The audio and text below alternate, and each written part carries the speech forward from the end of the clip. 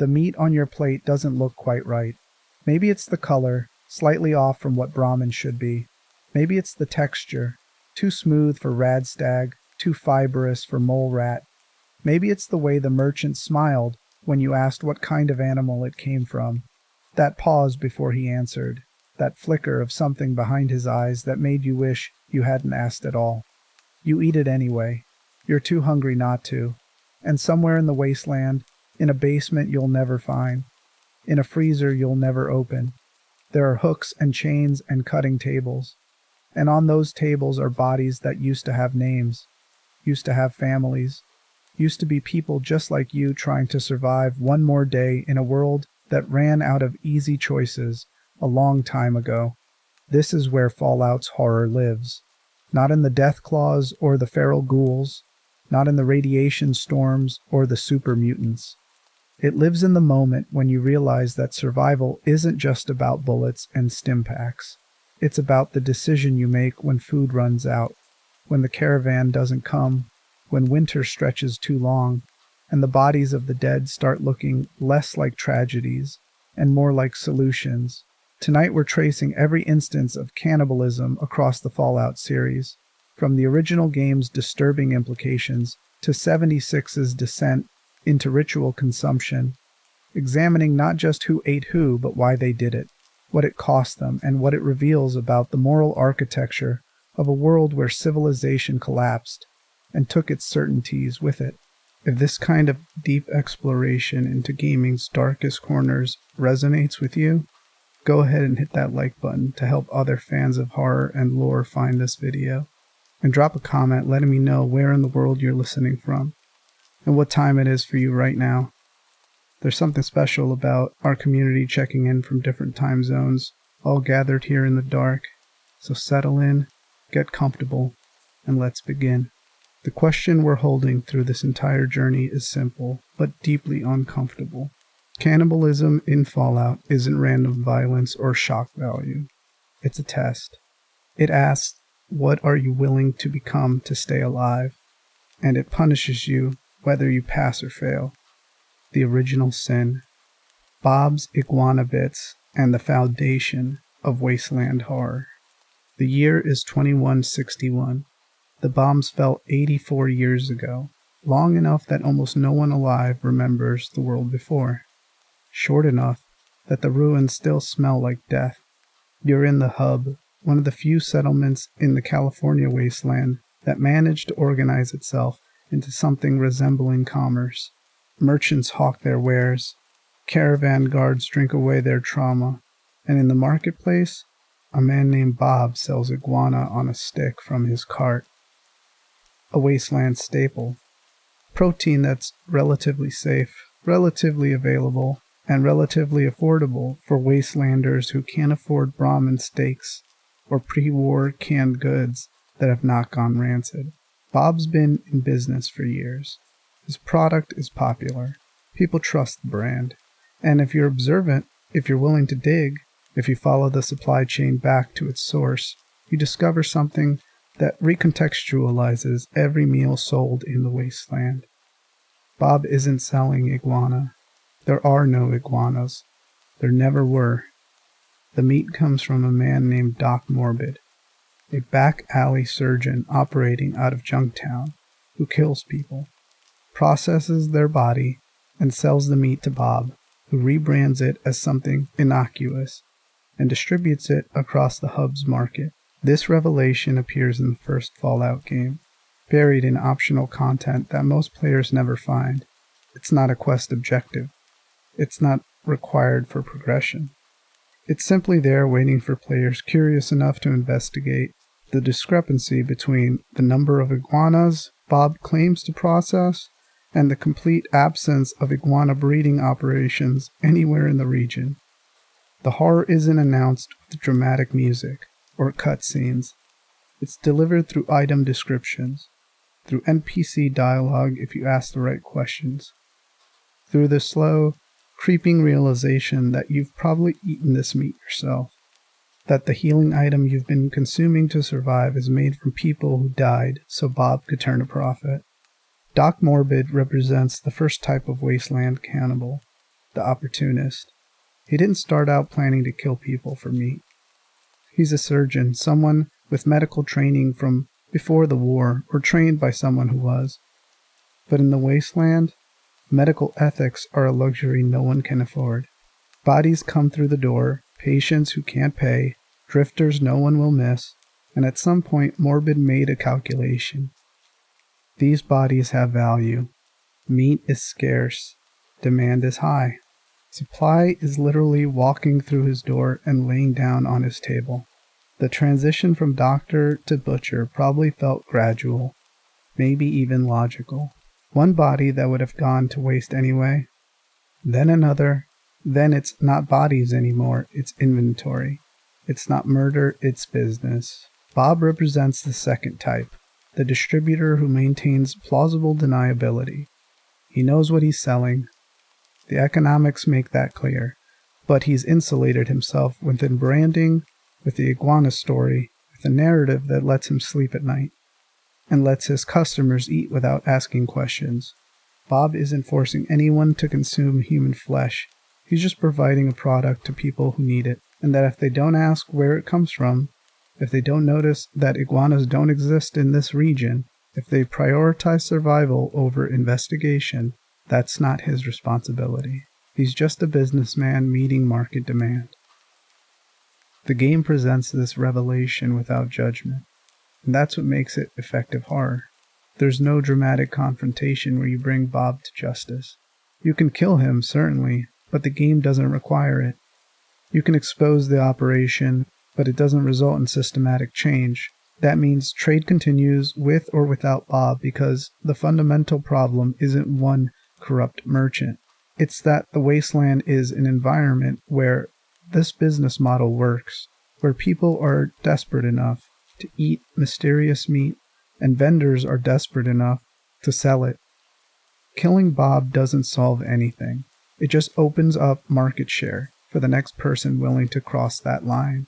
This creates the first moral tension we need to carry forward. In a world where starvation is a constant threat, where food security determines survival, is cannibalism evil or is it evolution? Bob's customers didn't consent to cannibalism, but they're not dying of starvation either.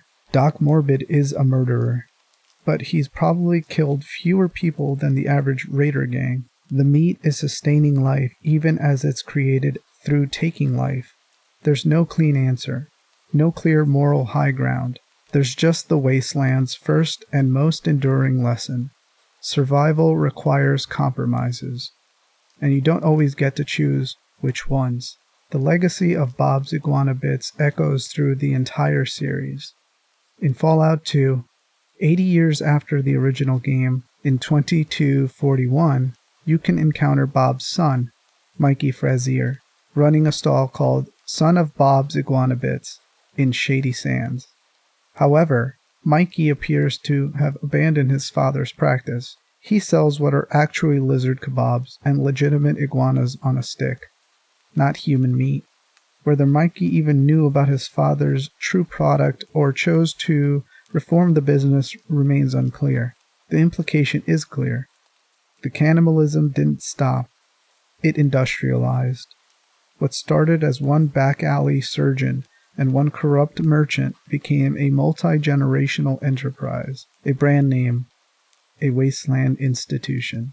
By the time of Fallout 2, Iguana Bits has become a generic term for processed meat skewers, the way Kleenex became synonymous with tissue. The entire wasteland is potentially complicit in normalized, industrialized cannibalism, and most people have no idea. This is horror through implication rather than spectacle. The game never shows you Doc Morbid's operation in graphic detail. You don't watch him butcher bodies. You don't see the processing. You just learn it's happening, has been happening, and will continue happening. The real horror is looking at your inventory, at the food items you've been using to heal yourself through dozens of battles, and wondering how many of those were human. The game doesn't tell you, it just lets you wonder. That uncertainty, that contamination of something as basic as eating establishes the moral foundation for everything that follows. If you're still with me, the next section where we leave the opportunistic cannibalism of merchants and enter something far darker. We're heading to a small town called Andale, where cannibalism isn't business, it's tradition, culture, family identity passed down through generations, where the people don't feel guilty because they never knew anything else, where the real monster isn't hunger or desperation, but the normalization of atrocity. Andale, when cannibalism becomes culture. The town of Andale appears in Fallout 3, a small pre-war suburb that survived the nuclear apocalypse remarkably intact. White picket fences, neat gardens, children playing in yards, American flags hanging from porches. It seems almost miraculous. A pocket of old-world normalcy preserved against all odds in a wasteland defined by ruin. The residents greet you with forced cheerfulness, insisting everything is wonderful, that their community is special, that outsiders wouldn't understand their way of life. There's something performative about their friendliness, like actors in a play who've forgotten they're performing. If you stay, if you investigate, if you break into the shed behind the Smith family house and find the locked basement beneath it, you discover why Andale survived when so many other towns fell apart. 4 families made it through the initial nuclear strike and the chaotic aftermath. The Wilsons, the Smiths, and the Harrises, and the other family lost to memory. They had shelter. They had some supplies, but they didn't have enough food, and when the starvation came, when the choice became die or adapt, they adapted. They killed outsiders who wandered into town. They processed the bodies in basement butcheries. They fed the meat to their families. And when that generation died, they taught their children that this was normal, that this was what good families do to protect themselves, and that there's nothing wrong with eating the strangers who don't belong in their perfect little town. The basements of Andale contain the archaeological record of decades of cannibalism. Meat hooks hanging from ceiling beams, cutting tables stained beyond cleaning, refrigerators full of carefully labeled body parts, organized by cut and quality like a butcher shop, bone-piled corners, and scattered among the evidence of murder are remnants of normal suburban life, children's toys, family photographs, pre-war dishware. The juxtaposition is deliberate. The families of Andale don't see themselves as monsters. Their parents packing lunches for their kids. Their neighbors helping each other with home repairs. They're Americans maintaining traditions. The cannibalism is just another tradition. One more thing that makes Andale special, that separates them from the chaos outside their white picket fences. This represents a fundamentally different psychology than Doc Morbid's opportunistic murder. The people of Andale genuinely don't understand what they're doing is wrong. They were raised in this system. Their parents taught them that outsiders are dangerous, that protecting families requires eliminating threats, that the meat from those bodies is a resource that shouldn't go to waste. The children playing in the yards have probably eaten human flesh their entire lives without knowing what it was. The parents preparing meals in those neat kitchens are using recipes passed down through generations, family traditions that happen to involve cuts of meat that didn't come from animals. The game confronts you with an uncomfortable question through Andale. How much of morality is socialization and how much is innate? The residents aren't psychopaths. They demonstrate normal emotional ranges, care about their families, maintain social bonds, and exhibit empathy towards each other. They're not suffering from mental illness that erases their ability to distinguish right from wrong. They simply have a different definition of who counts as people deserving moral consideration versus threats that can be eliminated and used. In their moral framework, Andale residents are humans, but outsiders are something else, something dangerous and lesser. This isn't unprecedented in human history.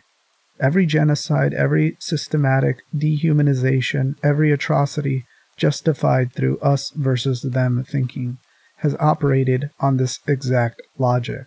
The mechanism that allows Andale's cannibalism is the same mechanism that allows any group to inflict horror on outsiders. You define the boundary of personhood narrowly enough that your victim falls outside of it, and then anything becomes permissible. The children of Andale aren't inherently evil. They're inherently human, which means they're capable of learning any moral system their community teaches them, including systems that normalize cannibalism. The game gives you several options where you discover Andale's secret. You can massacre the entire town, and the game rewards you with positive karma for killing these cannibals.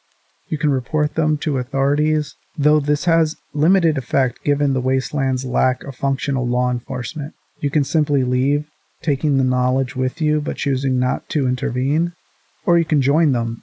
There's no explicit option to become part of Andale's community, but you can choose not to expose them, can take the offered hospitality, can eat the food that they serve you knowing exactly what it is. That final option is where horror becomes interactive. The game doesn't force you into cannibalism the way some titles do. It makes it optional. It creates a scenario where consuming human flesh provides mechanical benefit. The strange meat you find in Andale's basement is edible, provides healing, and can be used just like any other food item. If you're role-playing a survivalist character, if you're running low on supplies, if you prioritize mechanical optimization over moral consistency, you can rationalize eating it. And the game tracks that choice, records it, adds it to the invisible ledger of who your character has become. The town's physical layout reinforces its horror through normalcy. This isn't a raider camp with corpses displayed as warnings. This isn't a ghoul-infested ruin with environmental storytelling about decay. This is a functional, maintained community that looks like the American dream, and the horror is hidden in basements and sheds, kept carefully out of sight. The residents have perfected the art of compartmentalization. Upstairs is a family life, downstairs is murder. Andale demonstrates how easily atrocity becomes routine when it's practiced behind closed doors by people who believe they're protecting their own. The children of Andale deserve particular attention. They're victims of their parents' moral system, raised in cannibalism without choosing it, without understanding alternative exits. If you kill their parents, you're potentially saving them for perpetuating this cycle, but you're also orphaning children in a wasteland that doesn't have foster care systems or social services. Those kids will either die or be absorbed into other communities where they might spread Andale's practice or might learn different values. The game doesn't resolve this. One of Andale's most disturbing implications is never explicitly stated but becomes clear through investigation. The town practices inbreeding. With only 4 families surviving the initial collapse, and with their refusal to integrate outsiders except as food, the genetic diversity necessary to sustain a population doesn't exist. The residents insist on keeping bloodlines pure, on maintaining Andale's specialness, has resulted in generations of close-loop reproduction. Some of the residents likely display the cognitive and physical effects of inbreeding, though the game's engine limitations prevent detailed depictions. The cannibalism and the inbreeding are both systems of the same pathology. Absolute insularity, the belief that contamination from outside will destroy everything they've built. This creates a community that's simultaneously victims and perpetrators. They're victims of limited resources that forced their ancestors into impossible choices. They're victims of isolation that prevented alternative solutions. They're victims of cultural transmission that taught them horror as normalcy. But they're also perpetrators of that ongoing murder, of systemic dehumanization, of choices they make daily to maintain their way of life. Both realities coexist. Understanding their victimhood doesn't erase their violence. Acknowledging their violence doesn't erase the circumstances that created them. Andale forces a confrontation with cultural relativism limits. The residents would argue their practice are their culture, their tradition, their right to self-determination. They'd point out that they're not forcing their way on others, they're protecting themselves from a hostile world. They'd note that every community in the wasteland has blood on its hands, that raiders murder indiscriminately, that the Brotherhood of Steel hoards technology while people starve, that no one has clean hands. They'd ask what makes their survival strategy more monstrous than any other form of violence the wasteland has normalized. The game doesn't provide an answer because there isn't a clean one, but it creates a scenario where players must answer for themselves. At what point does survival cease to justify atrocity? At what point does protecting your community become unforgivable? And what responsibility do we bear for systems we inherit versus systems we choose to perpetuate? Keep that tension in mind as we move forward, because the next section introduces a very different form of cannibalism. We're leaving the isolated communities and entering organized operations. We're meeting the raiders who didn't stumble into cannibalism through desperation, but instead made it their defining characteristic, their brand identity, their recruitment pitch. We're entering a territory where eating people isn't a shameful secret, it's the entire point. The Gourmands, cannibalism as raider identity. Appalachia in 2102, just 27 years after the bombs fell, is a region still processing its collapse. Vault 76 has only recently opened, releasing its residents into a world that hasn't yet developed the stable communities and trade routes of later Fallout games. This is a wasteland at its most chaotic, most violent, most lawless. In this environment, 5 major raider factions emerge, each carving out territory and identity. The Cutthroats, the Diehards, the Blackwater Bandits, the Blood Eagles, and the Gourmands. The first 4 define themselves through standard raider values: violence, theft, territory control, and survival through predation. The Gourmands define themselves through consumption, not just theft of resources, but consumption of people. They're not raiders who sometimes resort to cannibalism. They're cannibals who organize as raiders. The distinction is crucial. The Gourmands didn't arrive at cannibalism through desperation or lack of alternatives. They made it their cultural cornerstone, the thing that separates them from other raiders, the practice that prospective members had to embrace to earn acceptance. Joining the Gourmands required participating in their culinary practice, demonstrating willingness not just to kill but to eat. This created a selection pressure where the faction naturally attracted individuals with existing cannibalistic tendencies or individuals broken enough to adopt them, while repelling anyone against eating human flesh. Their base at Bolton Greens reflects this identity. The facility isn't just a fortified position, it's designed around preparation and consumption of human meat, with industrial kitchen equipment, butchery stations, and dining areas where cannibalism becomes communal ritual. This raider group treated eating people as a social bonding, as a shared experience that reinforced group identity and separated insiders from everyone else. When you've eaten human flesh with someone, you've bonded with them through mutual taboo violation. You can't judge each other. You can't go back. You've crossed the line together that makes return in normal society impossible. The leader of the group, Morris Stevens, embodies the group's contradictions and ultimate failure. Stevens established a code for his faction. They would practice cannibalism, but only against outsiders, never against fellow members. This rule created internal cohesion by designating some humans as protected and others as consumable. It allowed group members to maintain loyalty bonds while still indulging their appetites. The code wasn't morality, it was practical tribalism. The same logic Andale uses, but explicitly articulated and enforced through raider hierarchy. But Stevens couldn't follow his own rule. His obsession with cannibalism extended beyond the boundaries he'd established. He began killing and consuming fellow members of his own faction, people who should have been protected by the code he'd created. This wasn't starvation-driven.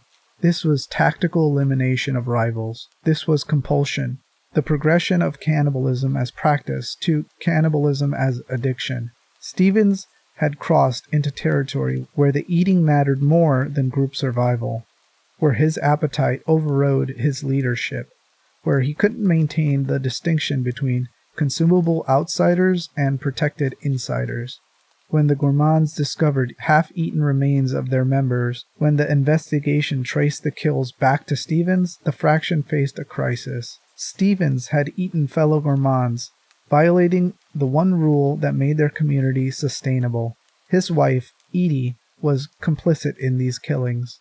Their leader had violated the one rule that made their community sustainable. The code existed precisely to prevent this, to stop cannibalism from turning inward, from destroying the group from within. Stevens' betrayal demonstrated that cannibalism as identity rather than survival strategy creates inevitable escalation.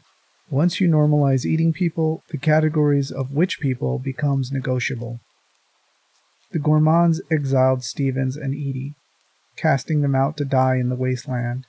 Following their exile, the couple found refuge in what would later be known as the Wendigo Cave, where Stevens' cannibalistic compulsion continued.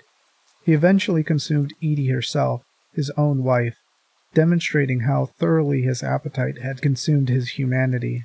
This punishment is significant because exile in raider culture typically equals death sentence. You lose your faction's protection, territory, and resources in an environment where isolated individuals don't last long. But exile rather than execution suggests the gourmands weren't capable of killing their former leader, despite his betrayal. Or perhaps that cannibalism's taboo violation had eroded their willingness to execute what would have been standard raider justice. What happened to Stevens after exile reveals the endpoint of cannibalism as consumption. Cast out, Stevens didn't try to reform or find a community. He descended further into his obsession.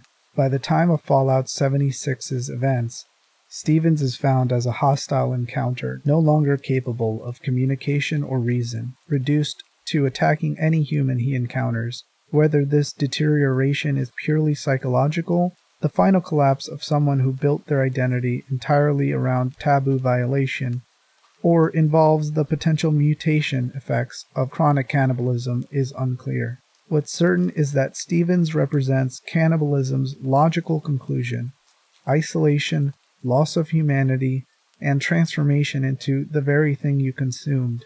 By the time players explore Appalachia, the faction had dissolved. Some members probably joined other raider groups, some probably died. Some might have continued practicing cannibalism independently, becoming solitary predators rather than an organized faction. The faction's collapse demonstrate that cannibalism is an unstable foundation for community building. It works as taboo violation that binds people through shared transgression, but it creates escalating compulsion, paranoia about becoming victims themselves, and inevitably internal predation. There's another gourmand member whose story illuminates the psychology of organized cannibalism. Mickey, a cannibal who ended up trapped in a fissure site. The location is important. Fissure sites in 76 are areas where scorched beasts emerge, highly dangerous zones avoided by most wastelanders. Mickey fell into this fissure along with two other people, a man named Kevin and another survivor called Scoot. They were trapped approximately 12 meters down with no easy way to climb out, no rescue likely, and limited supplies. They faced the classic survival cannibalism scenario. Confined space, no food source, multiple people who can't all survive, and the question of who eats who. Mickey killed Kevin in his sleep, strangled him without warning or discussion. This wasn't a group decision or a drawing of lots. This was murder followed by consumption. Mickey wasn't introducing cannibalism as a desperate option. He was gourmand, already practiced in eating people, already comfortable with the practice. For Mickey, Kevin wasn't a fellow survivor but food source, resource to be exploited. The gourmand identity transformed his approach to the survival situation from how do we escape to who do I eat first. Mickey pressured Scoot to participate in eating Kevin, arguing it was necessary for survival. This pressure is psychologically strategic. By making Scoot complicit, Mickey bound him through shared guilt, eliminating Scoot's moral high ground and reduced the chance Scoot would later report what happened. It's the same mechanism cults use, forced participation in taboo acts to prevent defection. Scoot resisted initially, but eventually consumed some of Kevin's remains. This moment represents the psychological break that transforms someone from person to cannibal, the instant where you've crossed a line that you can never uncross. Scoot might have been forced by circumstances, but the act itself changed him fundamentally. What happened next reveals cannibalism's transformative psychological effects. Scoot descended into madness, ultimately transforming into a Wendigo, one of Fallout 76's cryptid creatures. Wendigos in the game are humans who have been transformed through cannibalism, combined with starvation and isolation, into something no longer fully human, emaciated, animalistic, and driven into insatiable hunger. The game's interpretation of Wendigo mythology suggests that cannibalism in the Fallout universe isn't just morally corrupting but potentially mutagenic, that consuming human flesh under certain conditions triggers biological transformation. Whether this transformation is literal mutation, psychological breakdown manifesting as physical change through the wasteland's strange rules, or symbolic representation of cannibalism's dehumanizing effects, is deliberately ambiguous. What matters is that Scoot went into that fissure as a person and emerged as something else, something that hunts humans and cannot be reasoned with. Mickey, the gourmand who introduced cannibalism into the scenario, presumably either died in that fissure or escaped and continued his existence elsewhere. Scoot remained trapped physically in that fissure and psychologically in that moment of consuming Kevin, transformed into a permanent monument to cannibalism's cost. The gourmand's story establishes several principles about organized cannibalism in the Fallout universe. First, it demonstrates that cannibalism as factional identity attracts specific psychological profiles. People who either already have diminished empathy or are willing to destroy their empathy for belonging. Second, it shows that cannibalism creates unsustainable group dynamics because the logic that justifies eating outsiders eventually extends to eating insiders. Third, it reveals that cannibalism becomes compulsive, escalating from practical choice to defining obsession. And fourth, it suggests that the wasteland itself responds to cannibalism, that something about the consuming of human flesh triggers consequences beyond social condemnation, isolation, madness, and potentially transformation into something no longer human. This transformation motif becomes important as we continue forward. Cannibalism in Fallout isn't just moral transgression, it's corrupting force, something that changes you biologically, or spiritually, or psychologically in ways you can't control or reverse. The wasteland operates on rules that aren't entirely scientific, where consequences manifest not just through social systems, but through the world's strange logic. Eating people marks you, changes you, makes you something other, and that otherness, once achieved, appears to be permanent. We're about a third of the way through the complete catalog of Fallout's cannibalism. So far we've covered the opportunistic industrialization of Bob and Doc Morbid, the cultural transmission of Andale, and the factional identity of the gourmands. We've seen cannibalism as business, as tradition, and as organized practice. What comes next is where cannibalism interacts with sophistication and civilization. We're headed to New Vegas, to a casino where the most cultured people in the Mojave maintain a shameful secret. We're meeting the White Glove Society, where cannibalism isn't brutality, it's fine cuisine. The White Glove Society, cannibalism as sophistication. The Ultra-Luxe casino stands out on the New Vegas Strip, not through garish neon or explosive advertisement, but through retained elegance, white marble, subtle lighting, classical music, staff dressed in formal wear with ornate masks covering their face. The White Glove Society operates the Ultra-Luxe as the Strip's most exclusive venue, catering to the customer who wants sophistication, who appreciates fine dining and refined culture, who has the caps to pay premium prices for premium experiences. They present themselves as the opposite of the wasteland barbarism.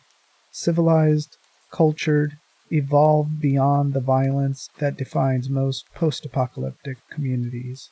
This presentation is partially true and partially performance, a carefully constructed identity designed to obscure a history the society desperately wants to forget.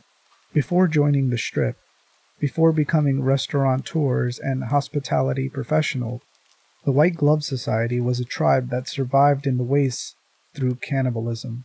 They weren't opportunistic eaters like Bob, or culturally isolated like Andale. They were organized, systematic cannibals who developed elaborate rituals and prepared methods around consuming human flesh. They weren't opportunistic eaters like Bob, or culturally isolated like Andale. They were organized, systematic cannibals who developed elaborate rituals and preparation methods around consuming human flesh.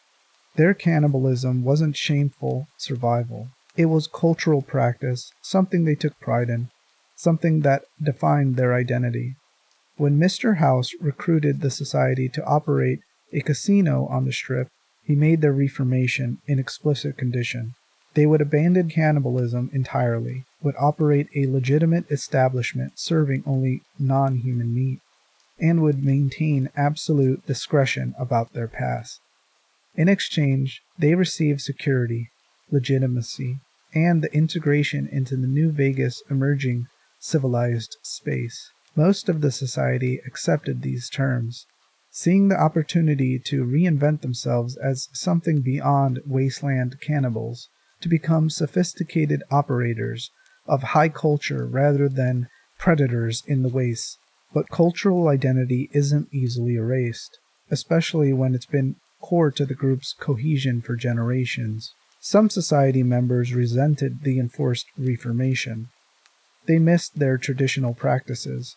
They believed House had robbed them of their authentic identity, forcing them to perform civilization rather than being who they truly were. And among these resentful members, a plan emerged to restore the old ways, to bring cannibalism back to the White Glove Society through a scheme that would normalize the practice and override House's prohibition.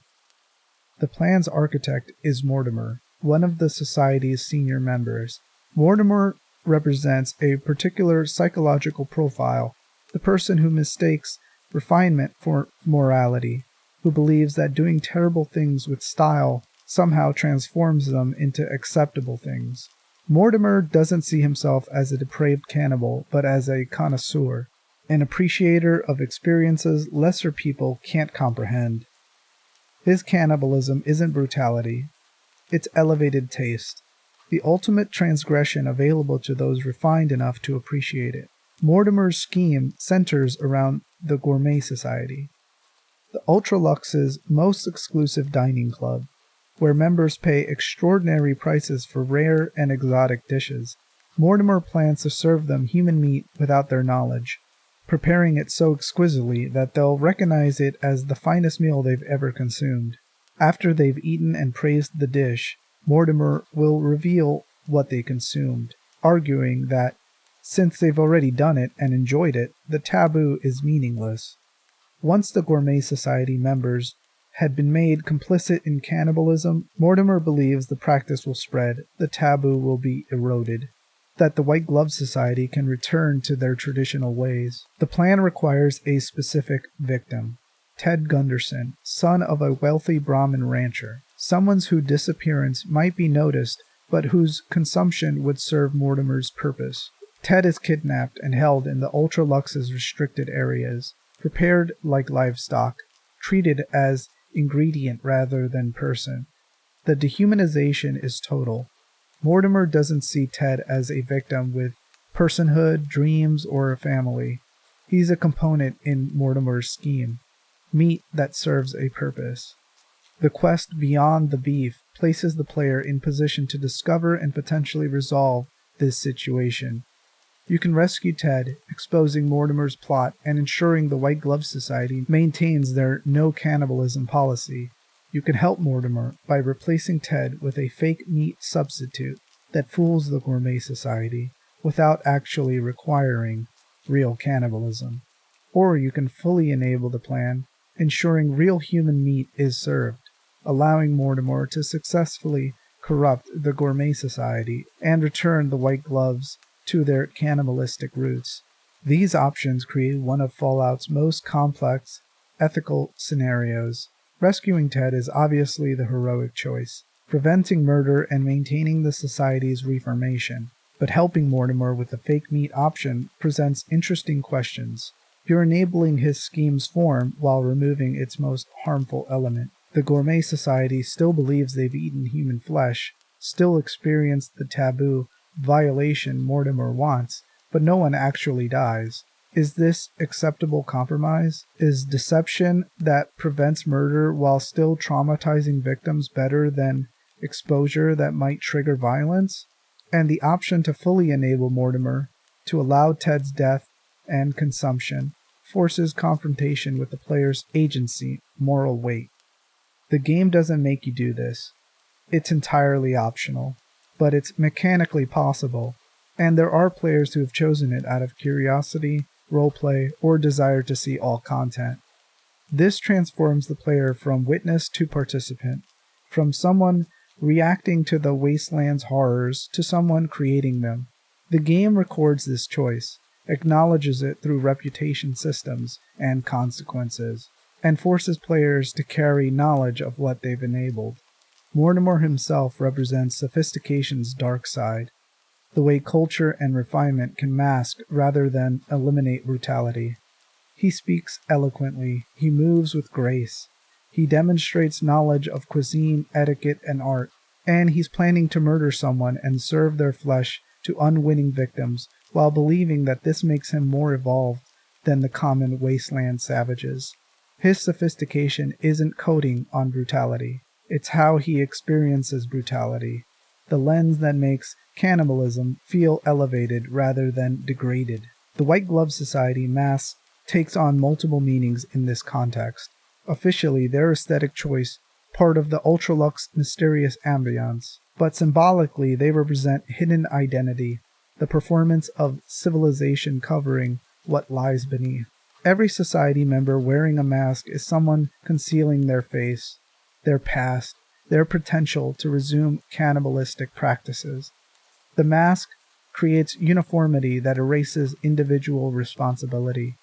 When everyone's masked, no one is individually accountable, and they prevent full recognition of victims.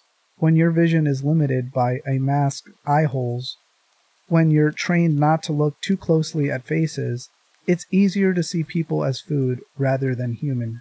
The society's reformation demonstrates that cultural change is possible but fragile. Most members genuinely embrace the new identity, genuinely want to be legitimate business people rather than cannibals, genuinely appreciate the security and stability House's system provides, but it only takes a few members, like Mortimer, to threaten the reformation, to pull the group back towards their past. Cultural identity isn't individual property.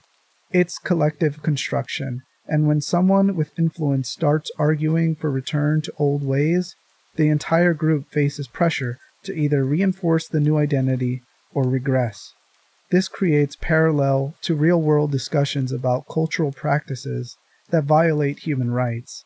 The White Glove Society might argue that cannibalism is their tradition, their culture, their authentic identity that House forced them to abandon.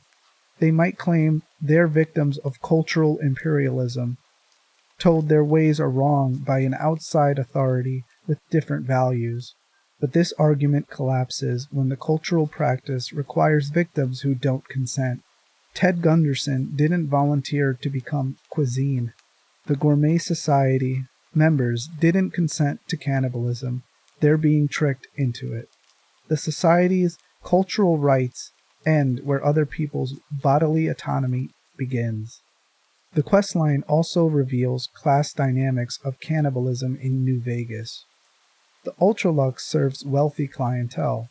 The Gourmet Society is composed of influential people who can afford exclusive dining experiences. If Mortimer succeeds, cannibalism won't be spread to the wasteland's poor and desperate.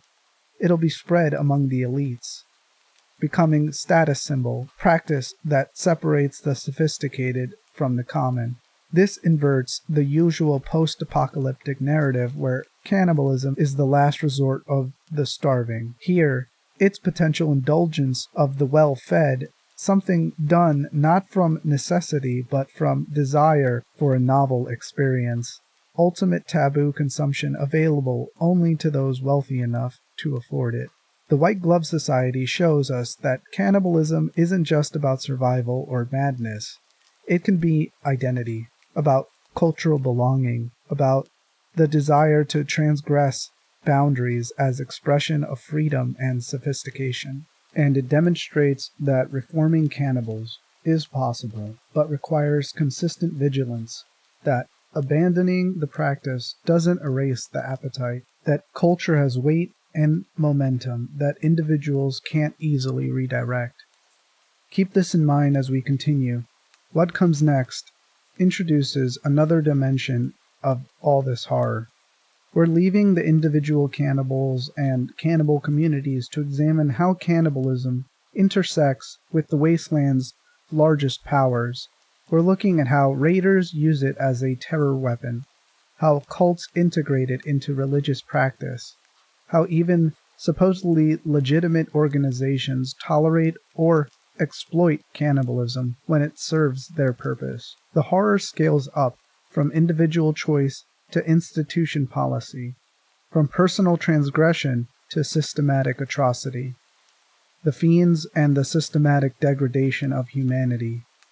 The Mojave Wasteland in 2281 contains numerous threats, but few inspire the visceral revulsion that the fiends provoke. Unlike the disciplined hierarchies of Caesar's Legion or NCR's military structure, the fiends operate in state of constant chemical degradation. A raider gang so immersed in drug use that they've ceased to function as coherent organization and exist instead as a loose collective of addicts who sometimes cooperate. Motor Runner leads the fiends, or perhaps more accurately, Motor Runner is the most powerful among the fiends because leadership implies organization that they don't possess. His base at Vault 3 represents cannibalism's interaction with chemical dependency and territorial control. The vault was once home to survivors who'd maintained civilization behind their sealed door for 2 centuries. But when they opened it, believing the world had recovered enough to rejoin, the fiends poured in, slaughtered them, and claimed the vault for their den. Motor Runner and his followers practice cannibalism not as survival necessity, but as expression of complete moral collapse. The fiends consume human flesh while high on psycho, jet, and whatever other chems they can acquire through violence or theft. The combination of constant intoxication and regular cannibalism creates a feedback loop of degradation. The drugs lower inhibition and destroy empathy, making cannibalism easier. The cannibalism increases their social isolation and removes them further from human community, driving deeper drug dependency. The cycle accelerates until what remains barely resembles human consciousness. The fiend's cannibalism differs from previous examples in its complete lack of structure or justification. Andale had cultural transmission. The gourmands had factional identity. The White Glove Society had sophistication and ritual. The fiends have nothing but appetite and opportunity. They eat people because people are available, because they're hungry or curious or bored, because the drugs have destroyed their ability to distinguish between types of meat or care about the distinction. There's no ceremony, no preparation beyond basic butchery, no attempt to preserve human elements or transform the act into something meaningful. It's pure reduction of a person to consumable resource. Cook, one of the Fiend's most notorious members, represents the intersection of cannibalism with sexual violence and pyromania. His crimes extend beyond eating his victims to torturing them with fire, raping them, and forcing them to watch as he prepares to kill and consume them. Cook isn't driven by hunger or even primarily by appetite for human flesh. He's driven by sadism, by pleasure in causing maximum suffering, and cannibalism is simply one more tool in his arsenal of atrocity. The eating isn't the point. The power is the point. The total domination. The transformation of another person into a thing that exists solely for his gratification. The new California Republic has placed substantial bounties on the Fiend's leaders, recognizing them as threats requiring elimination. But the bounty's existence highlights a troubling reality. The NCR can't or won't commit sufficient resources to actually eliminate the Fiends. These cannibalistic raiders operate openly near major NCR positions, prey on civilians traveling the highways, and maintain a base in a vault that could be assaulted with sufficient military force.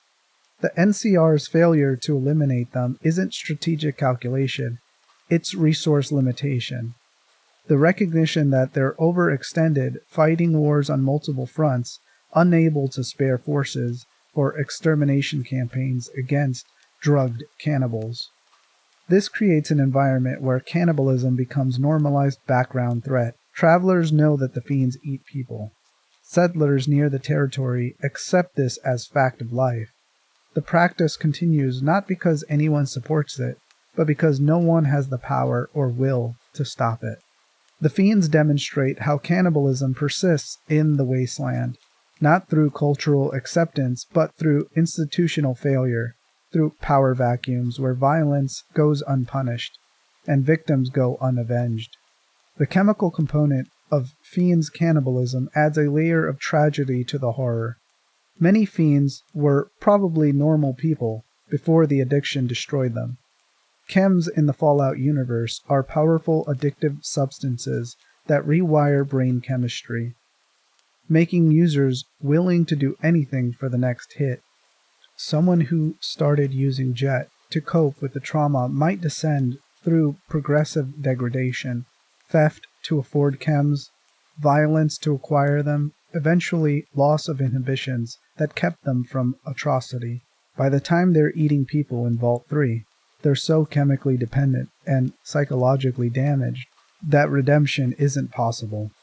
They're not people who chose to become monsters. They're people who made one bad choice, then another, then found themselves transformed into something they would have once found horrifying. This doesn't excuse their actions. The victims they've consumed, the people they've tortured and killed, deserve justice regardless of how the Fiends become what they are. But it complicates the moral landscape. If you kill Motor Runner for the bounty, you're eliminating a threat and preventing future victims, but you're also killing someone whose humanity was destroyed by addiction, someone who might have been salvageable at earlier intervention points. The wasteland creates these scenarios constantly, situations where mercy and justice conflict, where understanding someone's degradation doesn't change the necessity of stopping them. The player character can choose to eliminate the Fiend's leadership, collecting substantial bounties and making the Mojave marginally safer. But killing the leaders doesn't eliminate the rank-and-file members, doesn't address the chem addiction driving their behavior, doesn't solve the systemic problems that create groups like the Fiends. New leaders will emerge, or the group will fragment into smaller bands. The cannibalism will continue in different locations under different names, because the fundamental conditions haven't changed. What separates the Fiends from more organized raider groups is the lack of long-term thinking. Raiders typically maintain some rules, some structure that allows sustainable predation on surrounding communities. You raid a caravan but don't slaughter everyone, so future caravans still come. You extort protection money but don't kill those who pay it. You maintain territory you can defend and resources you can exploit. The Fiends have abandoned this entirely. They consume everything immediately: food, chems, ammunition, and people, without concern for tomorrow. They're locusts in human form, moving through the wasteland and devouring until nothing remains, then move on. This makes them perfect expression of cannibalism's ultimate logic. Eating people is unsustainable survival strategy. Humans don't reproduce fast enough to serve as a stable food source. Communities that practice cannibalism inevitably collapse because they consume their own population base. The Fiends will eventually consume themselves through internal violence, through eliminating all prey in their territory, through some external force finally committing resources to destroy them. They're self-terminating phenomenon, and everyone, including the Fiends themselves, understands this at some level. They're not building future. They're just extending the present until it inevitably ends. The horror of the Fiends is the horror of complete abandonment of future, complete surrender to immediate gratification, complete loss of forward thinking that defines human consciousness. They're people who have become incapable of planning, of delayed gratification, of considered consequences beyond the next high and the next meal. Cannibalism is just symptom of their deeper loss, the destruction of everything that makes humans distinct from animals operating on pure instinct. The pit, industrial cannibalism, and the question of necessity. Pittsburgh in 2277 is an industrial nightmare. A city that survived the nuclear war only to become something arguably worse than ruins. The city's steel mills continue operating after the bombs, presenting some infrastructure and manufacturing capability, but also creating toxic environments where radiation, industrial chemicals, and genetic damage produced a mutated population called trogs, degenerate humans transformed into violent, mindless creatures that hunt through the ruined city.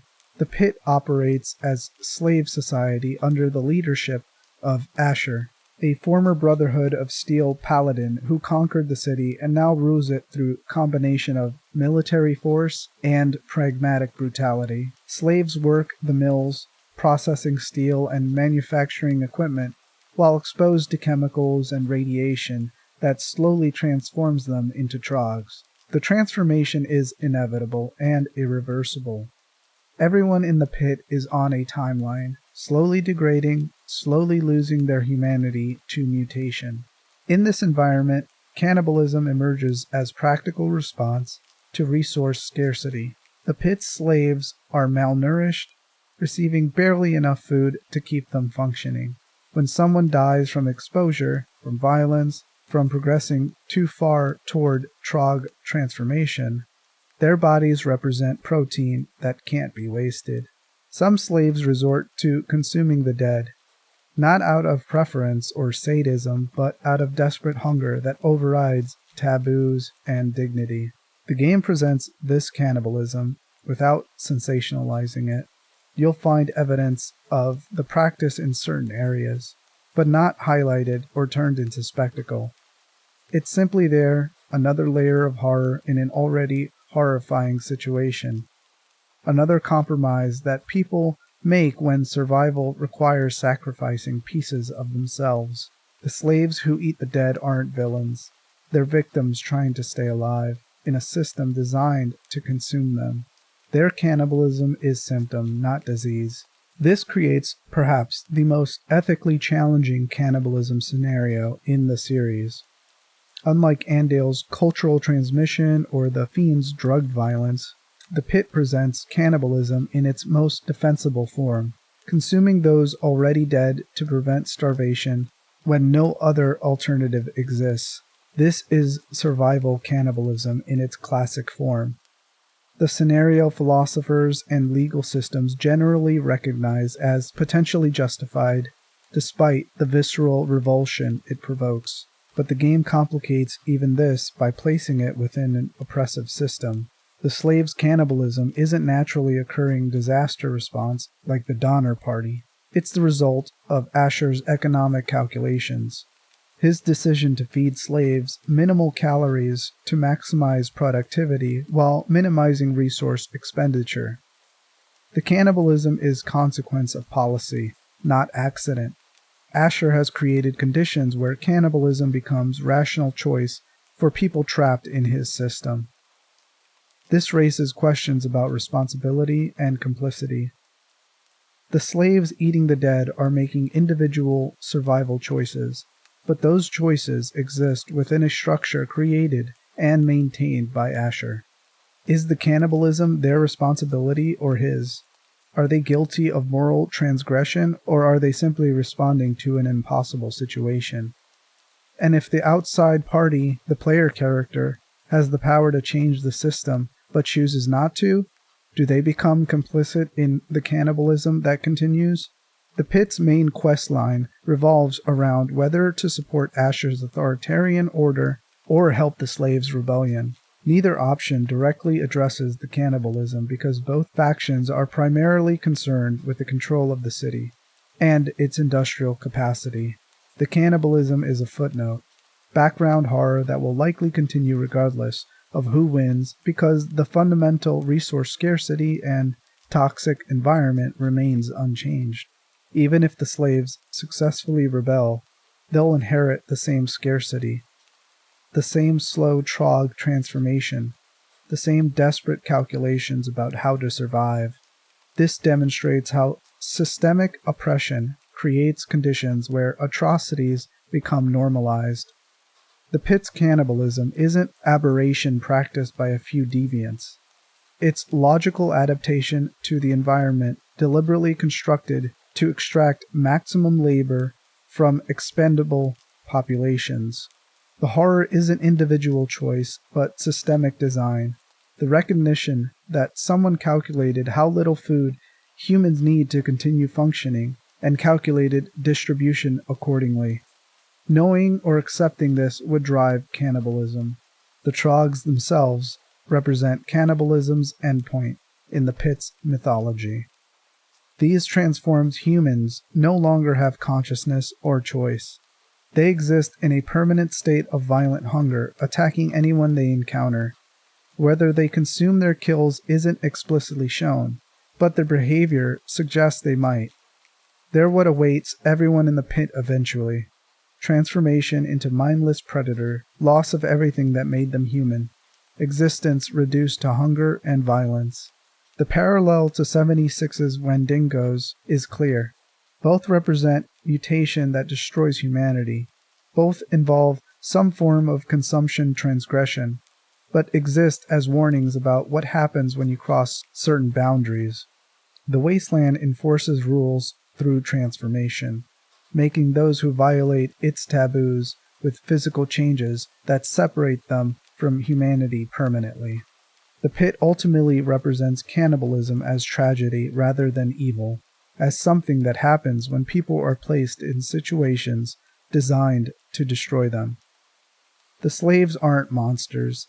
They're people making impossible choices in an impossible situation. Their cannibalism doesn't make them guilty. It makes them victims of a system that created conditions where eating the dead becomes rational survival behavior. And that systematic creation of conditions requiring atrocity is the real horror. The recognition that cannibalism can be engineered through policy decisions that deprive people of alternatives. Point Lookout, Ritual Cannibalism and Hillbilly horror. The swamps of Point Lookout present different variety of wasteland horror, one rooted in isolated communities, pre-war secrets, and the particular dread of rural areas where everyone knows everyone and strangers aren't welcome. The swamp folk who inhabit the region are descendants of people who lived in the area before the war. But generations of isolation, inbreeding, and exposure to whatever mutagenic forces the swamp contains have transformed them into something barely human. The swamp folk practice cannibalism as part of their cultural identity. Similar to Andale, but more explicit and more widespread, they hunt outsiders who enter their territory, kill them with crude weapons and ambush tactics, and process the bodies for consumption. Evidence of this practice appears throughout Point Lookout. Body parts hanging in their settlements, butchery equipment in their camps, the swamp folk themselves attacking with single-minded hostility that suggests they view all outsiders as prey rather than potential threats or opportunities. What distinguishes the swamp folk's cannibalism is its ritualistic elements. They're not just eating people out of hunger or cultural tradition. There are suggestions of religious or spiritual components to their practice, connections to the dark forces that saturate Point Lookout's fog-shrouded landscape. The region contains multiple locations with occult significance, pre-war cults, and persistent implications that something genuinely supernatural operates in the swamps. The cult of the Dark Heart, while not explicitly cannibalistic in the game's depiction, represents the ideological framework that might justify or sacralize the swamp folk's practices. The cult worship something they called the Dark Heart, an entity or force associated with the swamp itself. Whether the swamp folk cannibalized connects to the cult's beliefs or emerged independently isn't definitively stated, but the proximity suggests potential relationship. Consuming outsiders might be sacrifice to the Dark Heart, might be communion with the swamp's dark forces, might be a method of absorbing outsiders' power. This elevates the swamp folks' cannibalism beyond simply predation into potential religious practice, cannibalism as sacrament rather than sustenance. Throughout the human history, some cultures practiced ritual cannibalism, believing in transferred spiritual qualities from the consumed to the consumer. Warriors might eat the heart of brave enemy to absorb their courage. Tribes might consume portions of revered elders after death to maintain their wisdom within the community. Swamp folk might be practicing similar tradition, eating outsiders as a way to protect their territory through spiritual means of absorbing the strength of those who enter their land. The transformation of the swamp folk themselves, their mutated appearance, their apparent resistance to radiation and toxins, their adaptation to the swamp's hostile environment, might be consequence of their cannibalistic practice, combined with the region's unique conditions. Similar to how consuming human flesh creates Wendigos in Appalachia, or drives transformation toward Trog status in the pit, eating people in Point Lookout's mutagen-saturated swamps might have contributed to swamp folks' physical changes. They're no longer fully human because they've consumed too much human flesh in an environment where such consumption triggers mutation. The tragedy of Point Lookout's cannibalism is its generational nature. The current swamp folk likely don't remember a time before these practices. Like Andale's children, they were raised in cannibalism, taught to view outsiders as game to be hunted, never exposed to ethical frameworks that would let them question their tradition. They're not choosing to be cannibals from a range of available options. They're born into it, socialized into it, trapped in it by a geographic isolation and generational transmission of practices that ensure continued isolation. The player character has no option to reform the swamp folk or integrate them into larger society. They exist as hostile NPCs to be fought or avoided, enemies that attack on sight without possibility of negotiation. This mechanical limitation reflects narrative reality. The swamp folk are too far removed from humanity, too committed to their territorial cannibalism, too transformed by generations of isolation and mutation to be reachable through conventional diplomacy or intervention. This raises uncomfortable questions about at what point does a human stop being human.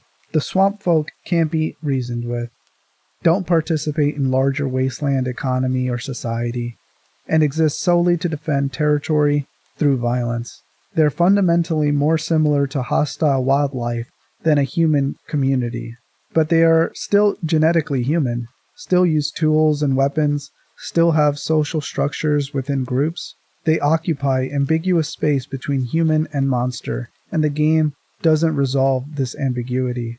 Point Lookout also introduces the concept of environmental influencing cannibalism's expression. The swamp itself is hostile, isolating, and saturated with pre-war secrets and potentially supernatural forces. This environment doesn't just permit cannibalism, it seems to encourage it, to warp those who live within it toward predation and consumption. The wasteland's different regions have different rules, different mutations, different manifestations of horror. Point Lookout's particular horror is the slow transformation of humans into swamp predators, where cannibalism is both cause and symptom of that transformation.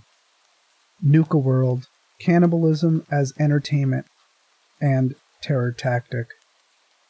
Nuka World in 2287 presents the series' most cynical interaction of cannibalism and commerce. The pre-war amusement park has been conquered by 3 raider gangs who've divided the territory and now rule through combination of violence, slavery, and theatrical brutality. Among those gangs, the Pack stands out for their particular brand of savagery. They model themselves after predatory animals, wear animal-themed armor and decorations, and practice cannibalism as part of their identity. The Pack's cannibalism serves multiple functions. First, it's practical. They consume their enemies and sometimes their slaves, reducing food costs while disposing of bodies. Evidence of this practice appears in the meat products found throughout their territory, which characters with the cannibal perk will recognize as human flesh masquerading as regular provisions. Second, it's psychological warfare. Knowing that raiders will eat you if you fail or resist creates additional layers of terror beyond simple death.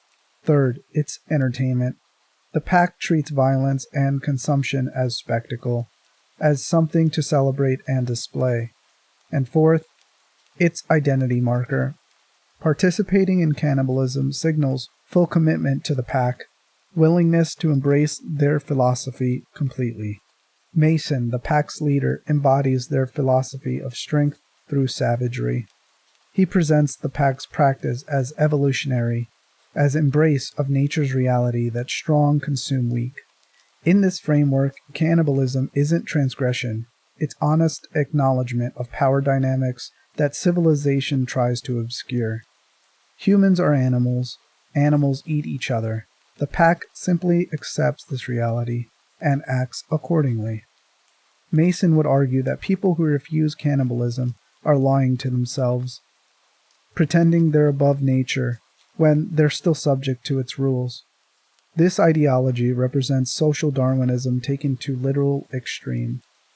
Mason's argument sounds superficially reasonable.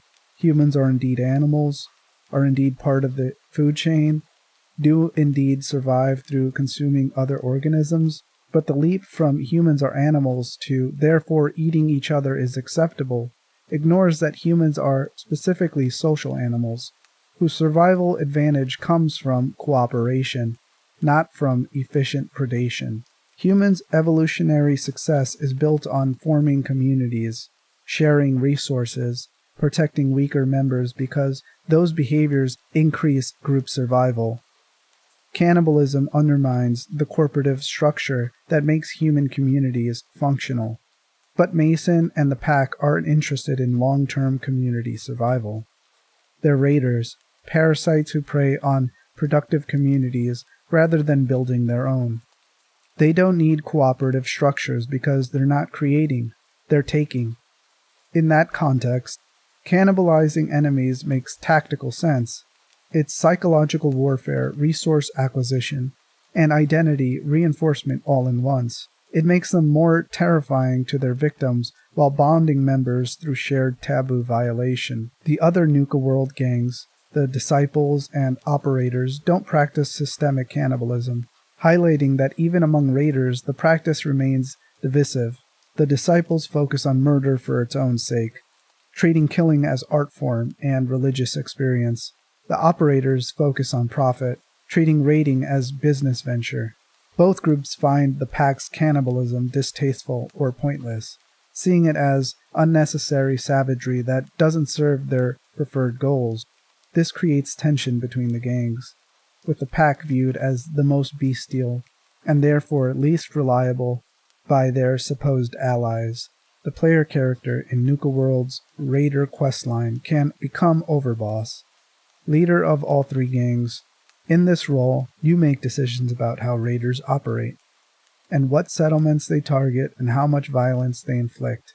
The game doesn't give you an option to eliminate the pack's cannibalism specifically, but your choice about which gang to favor effectively determines how prominent their practice becomes. Supporting the pack means normalizing their cannibalism. Supporting other gangs marginalizes it.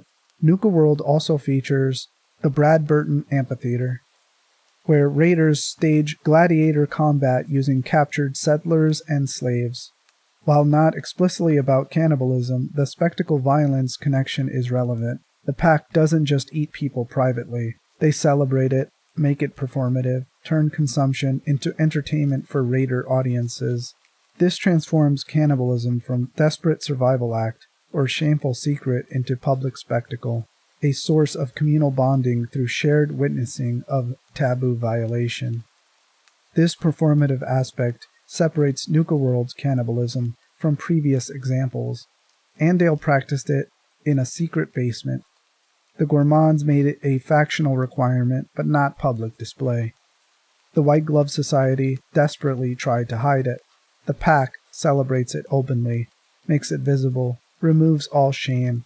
This public normalization represents particularly dangerous forms of cultural degradation because it eliminates the social pressure that usually constrains taboo behavior. When everyone knows you're a cannibal and no one has power to stop you, the practice becomes unchallengeable. The slavery system in Nuka World adds another dimension. Slaves work to maintain the park's infrastructure, serve raiders' needs, and provide entertainment. Some are worked to death. Some are killed for sport in the amphitheater. Some are consumed by the pack, their bodies becoming food once they are no longer useful as labor. This industrial efficiency, extracting maximum value from captives through labor, entertainment, and eventual consumption, represents the complete objectification of human beings, reduction of a person to resources to be exploited through multiple stages before final disposal. The philosophical question Nuka World raises is whether organized cannibalism can be stable long-term. The pack has maintained their presence for years, suggesting it's possible to sustain cannibal community if you have access to steady supply of victims, and sufficient power to prevent those victims from organizing effective resistance. But the game's storyline involves an inevitable conflict between raider gangs, ultimately requiring you to eliminate at least one faction to maintain control. The cannibalism doesn't directly cause the collapse, but it contributes to the tension.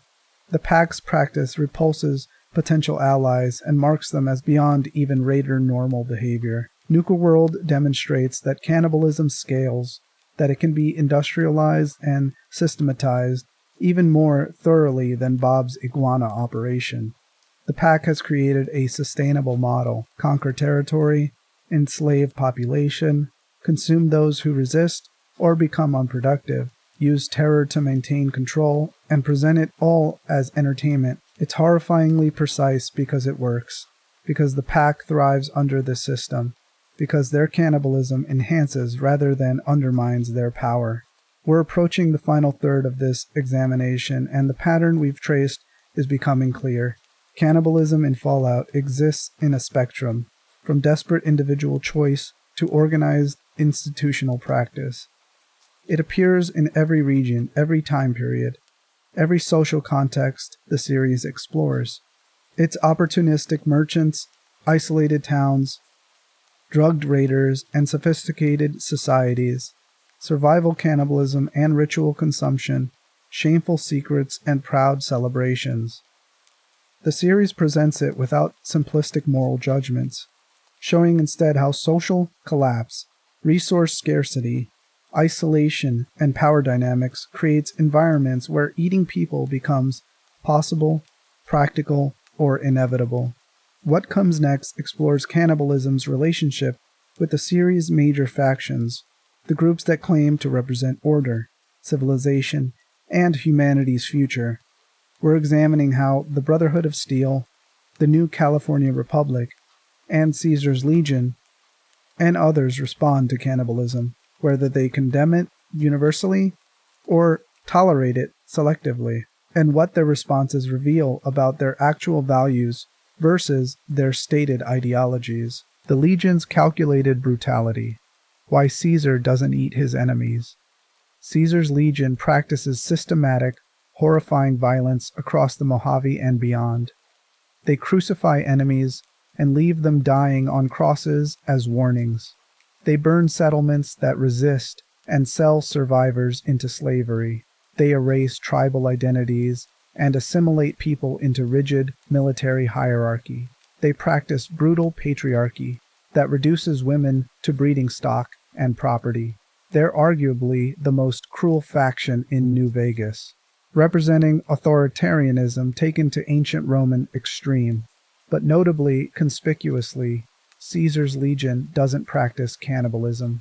Despite all their brutality, despite their rejection of modern morality in favor of reconstructed ancient values, despite their willingness to commit atrocities that other factions won't, they maintain strict prohibition against eating human flesh.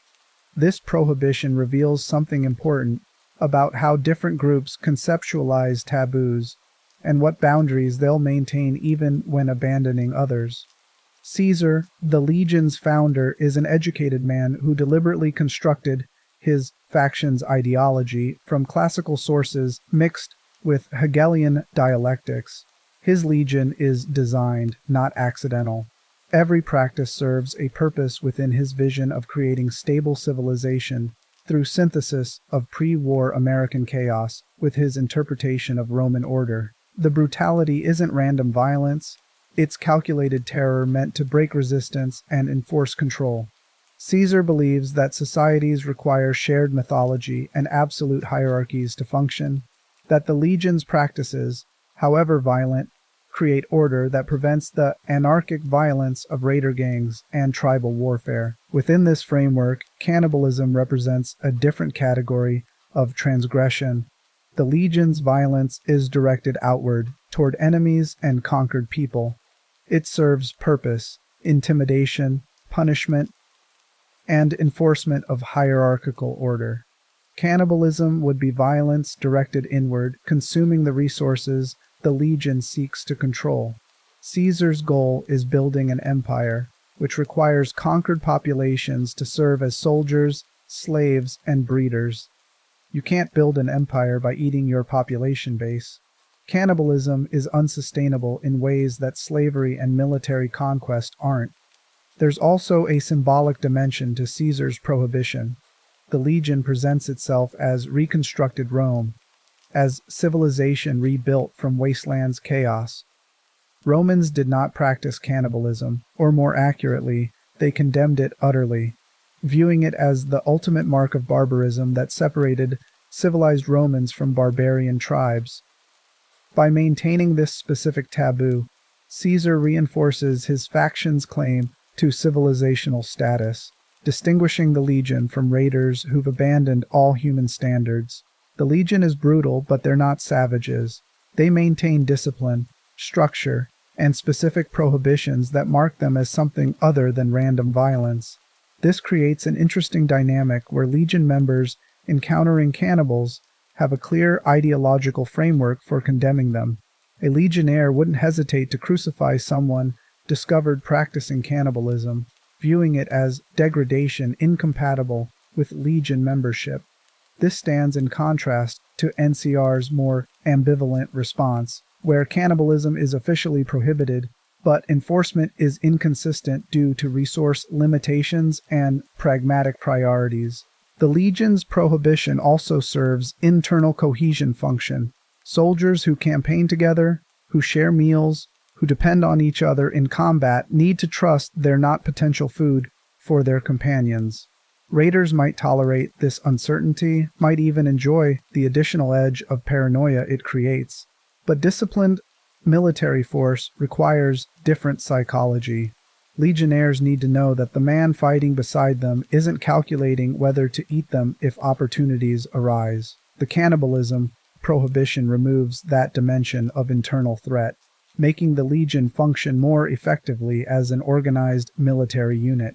However, the Legion's prohibition applies to Legion members and official policy. What happens in conquered territories among slaves and dispossessed populations might be a different story. If cannibalism emerges among enslaved populations facing starvation, the Legion might not actively prevent it as long as it doesn't interfere with productive capacity. This would be consistent with their general attitude toward conquered people. Maintain order sufficient for resource extraction, but don't invest resources in their welfare beyond what's necessary to keep them functional. Caesar's personal ideology is also relevant. He's read extensively, understands historical examples, and is conscious of how leaders construct legitimacy. Historical cannibalism is almost universally condemned across cultures Caesar studies. Even societies that practiced ritual cannibalism tightly controlled it, limiting it to specific contexts with religious justification. Unrestricted cannibalism is associated with social collapse, with breakdown of civilization, with the chaos Caesar explicitly positions his legion against. By maintaining the prohibition, Caesar signals that his faction represents order, not apocalyptic degradation.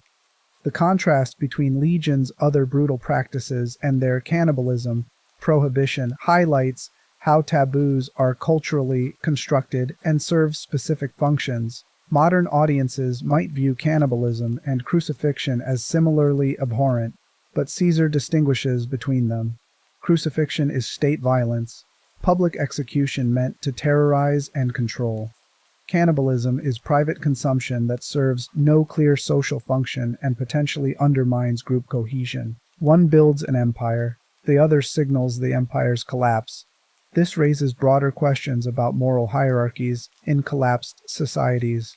Each faction maintains some taboos while abandoning others, and those choices reveal their values and priorities. The NCR maintains democratic processes but struggles to prevent corruption. The Brotherhood maintains technological protocols but hoards resources while people starve.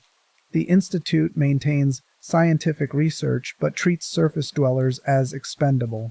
And the Legion maintains military discipline and specific prohibitions like cannibalism while practicing slavery and gender apartheid. No faction is consistently moral. They're all choosing which principles to maintain and which to sacrifice. The Legion's example demonstrates that even the wasteland's most brutal factions recognize that some practices undermine long-term stability. Cannibalism is one of those practices, not because it's morally worse than the Legion's other atrocities, but because it doesn't serve Caesar's goals. It's inefficient, destabilizing, and symbolically incompatible with claiming civilizational legitimacy.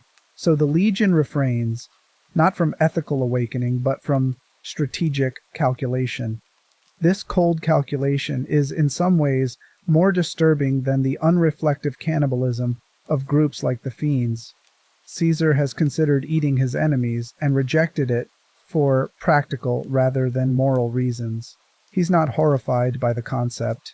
He's unimpressed by its utility.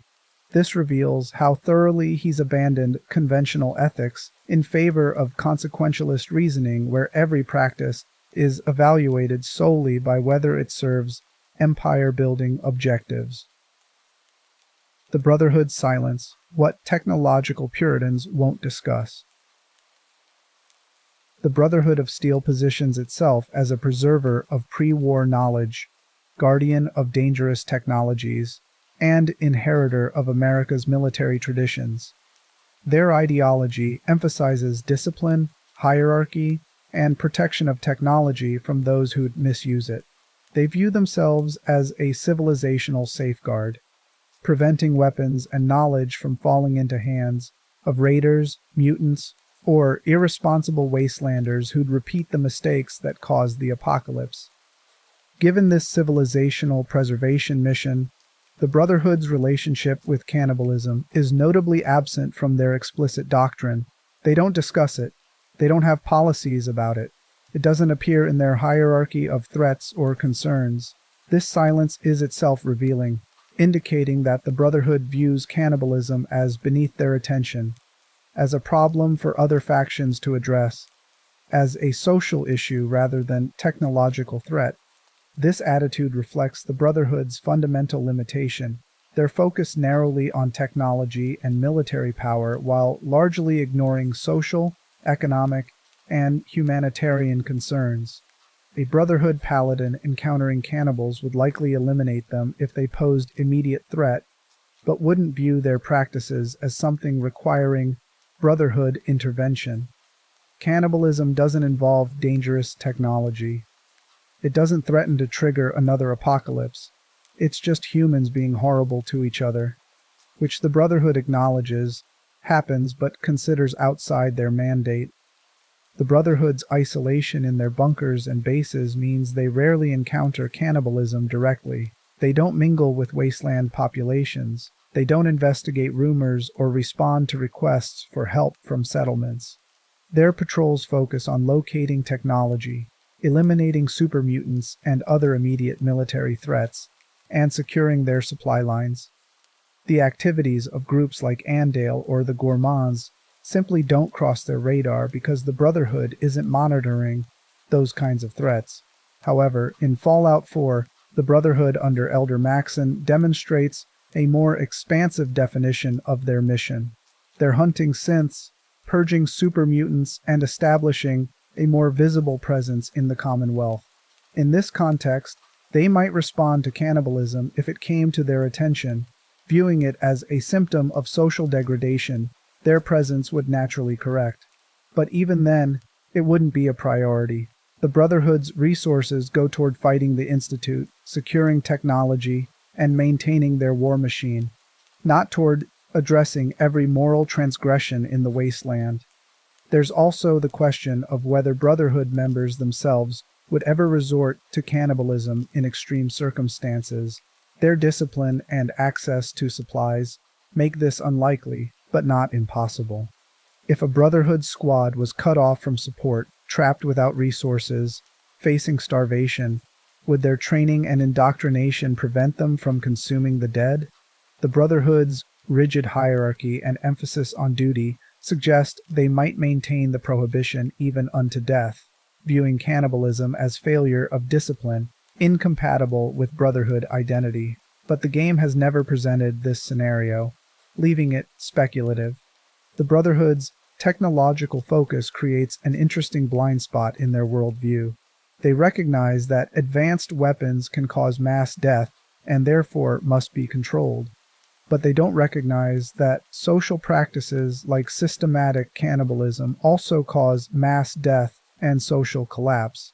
Their framework understands technological threats, but not social or cultural ones. This limitation means the Brotherhood can secure every nuclear weapon in the wasteland, while remaining oblivious to communities where people eat each other daily. This blind spot is a symptom of the Brotherhood's broader failure to understand that rebuilding civilization requires more than just controlling dangerous technology. You also need functional social structures, economic systems, and shared values that make communities stable. The Brotherhood preserves knowledge but doesn't preserve or build the social foundations that would let that knowledge be used constructively. They're librarians in a world that also needs teachers, farmers, and community organizers. The Brotherhood's silence on cannibalism thus reveals their inadequacy as civilizational saviors. They've mistaken one component of civilization, technological knowledge, for the entirety of civilization. They can prevent another nuclear war, but can't prevent or address the degradation of human communities into cannibalistic collapse, and because they don't see this as their problem, they contribute nothing to solving it, remaining isolated in their bunkers while Andale's children learn to butcher outsiders and the pack celebrates their kills. The Institute, where science meets comfortable silence. The Institute represents the series' most advanced technological society, a community of scientists living underground in a pre-war facility where they've maintained research capabilities that far exceed anything else in the wasteland. They've developed synthetic humans, advanced energy weapons, teleportation technology, and agricultural systems.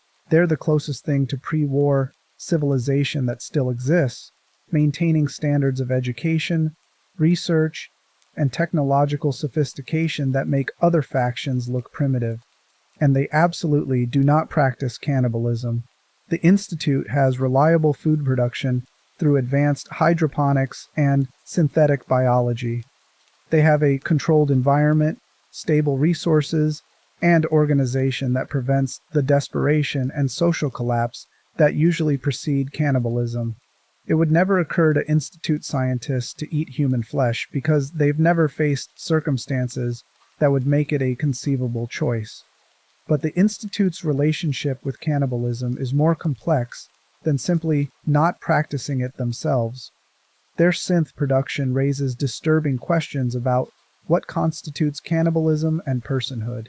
Synths are artificial beings grown from synthetic organic tissue, programmed with personalities and memories, capable of bleeding and dying. They're functionally indistinguishable from humans in most ways, and the Institute treats them as property, as tools to be deployed, recalled, and destroyed according to scientific or strategic needs. If you consume synthetic flesh, is that cannibalism? The Institute would argue no. Synths aren't human, they're artificial constructs, sophisticated machines, but machines nonetheless. But this parallels every justification ever used for cannibalism. The victims aren't really people, aren't really deserving of moral consideration, are categorically different enough that normal prohibitions don't apply. The Institute has created an entire class of beings that look human, act human, and think they're human, but which Institute scientists insist aren't human and therefore don't warrant human rights. This isn't literal cannibalism, but it's the same logic that enables cannibalism. You define personhood narrowly enough that your victims fall outside its boundaries, then treat them as resources. The Institute does this with synths. Andale does it with outsiders. The gourmands do it with non-members. The specific mechanism varies, but the underlying psychology is identical. Dehumanize the target group so thoroughly that exploiting them becomes morally unremarkable. The Institute's treatment of surface populations also reveals relevant attitudes. Institute scientists view wastelanders as primitive, genetically damaged, and generally inferior. They conduct experiments on surface settlements without consent.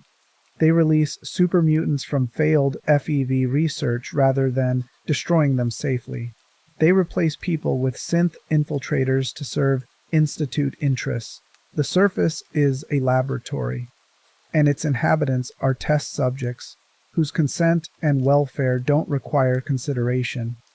In this context, if Institute scientists discovered that surface communities practiced cannibalism, they'd likely record it as anthropological data while taking no action to prevent it.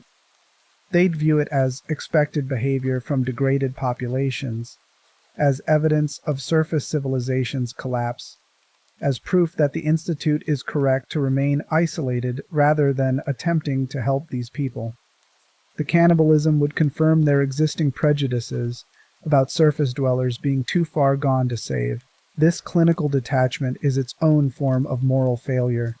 The Institute has resources and capability to improve wasteland conditions, but chooses isolation and exploitation instead.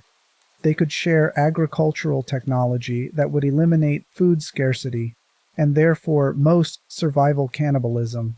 They could provide medical knowledge that would improve health outcomes. They could use their synths to help rebuild rather than infiltrate and manipulate, but they don't, because they've concluded that surface populations aren't worth saving, that the Institute's purity depends on maintaining separation from the contaminated world above. The Institute represents intellectual and technological sophistication without moral development, science without ethics, capability without responsibility. They're not cannibals, but they're complicit in creating conditions where cannibalism becomes more likely, through their super mutant releases that destroy communities, through their synth replacement operations that destabilize settlements, through their active sabotage of surface civilization attempts like the Commonwealth Provisional Government.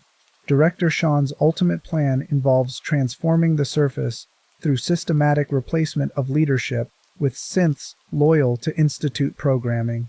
This plan demonstrates that the Institute views surface humans as raw material to be worked into better shapes, as flawed bases requiring direct improvement according to Institute specifications. It's not consumption of flesh, but it's consumption of autonomy, of self-determination, of the human right to exist without being molded by outside forces that view you as inferior. The Institute forces confrontation with a question. Which is worse, eating people's flesh or treating living people as objects whose existence only matters as it serves your purposes? Both are failures to recognize personhood. Both enable systematic exploitation.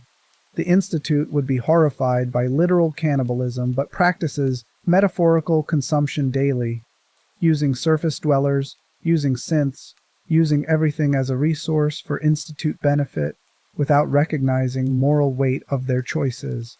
Their advanced technology makes this failure more tragic. They could rebuild civilization. They could address the root causes of wasteland horrors, including cannibalism. Instead, they maintain their underground perfection while the world above collapses, occasionally emerging to conduct experiments or acquire resources, but never to genuinely help. Their isolation is a statement, the suffering of surface. We've seen how every major faction and community type in Fallout encounters cannibalism and responds according to their specific values and limitations. What remains is perhaps the darkest material. The individual stories, the specific victims, the moments where named characters face the choice or become its consequence. And finally, we'll examine what all this cannibalism reveals about Fallout's understanding of humanity, morality, and survival in the post-apocalyptic world. Victims with names. The personal cost of wasteland cannibalism. Throughout this examination, we've discussed cannibalism in broad terms, factions and communities, ideologies and practices, systems and patterns.